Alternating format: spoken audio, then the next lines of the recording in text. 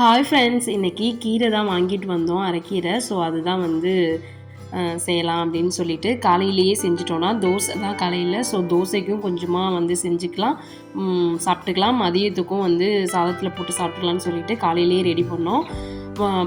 பருப்பு தக்காளி, வெங்காயம், பச்சை மிளகாய், பூண்டு, மஞ்சத்தூள், உப்பு எல்லாம் போட்டு வேக வச்சுட்டு கீரையை வாஷ் பண்ணி கட் பண்ணி பருப்பு கொஞ்சம் வெந்ததும் அது கூட வேக வச்சு அதுக்கப்புறம் தாளிதம் செய்ய வேண்டியது தான். தாளிக்கிறதுக்கு நார்மலாக சும்மா கடுகும் சின்ன ஜீரகமும் எண்ணெயில் பொரிஞ்சதும் கருவேப்பிலை போட்டு வெங்காயம் நைஸாக கட் பண்ணி அதையும் போட்டு வெங்காயத்தூள் கொஞ்சம் போட்டுட்டு பருப்பும் கீரையும் ஆல்ரெடி வெந்து கடைஞ்சி வச்சுருக்கோம். ஸோ அதையும் எடுத்து ஊற்றிட்டு தேவையான அளவு மட்டும் உப்பு பார்த்து சேர்த்துக்க வேண்டியதான். தண்ணியாக வேணும்னா தண்ணி ஊற்றிக்கலாம், இல்லை கெட்டியமாக வேணும்னா தண்ணி ஊற்றாமல் கெட்டியாக இது பண்ணிக்கலாம், நம்மளோட விருப்பம் தான். ஃபுல் வீடியோ கீழே ஷேர் பண்ணியிருக்கேன், லிங்க்கு செக் பண்ணி பாருங்கள்.